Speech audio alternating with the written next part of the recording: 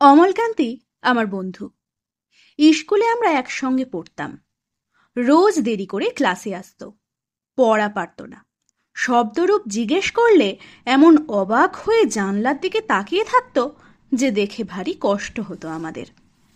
আমরা কেউ মাস্টার হতে চেয়েছিলাম, কেউ ডাক্তার, কেউ উকিল। অমলকান্তি সেসব কিছু হতে চায়নি। সে রোদ্দুর হতে চেয়েছিল। ক্ষান্ত বর্ষণ কাক ডাকা বিকেলের সেই লাজুক রোদ্দুর, জাম আর জামরুলের পাতায় যা নাকি অল্প একটু হাসির মতন লেগে থাকে। আমরা কেউ মাস্টার হয়েছি, কেউ ডাক্তার, কেউ উকিল।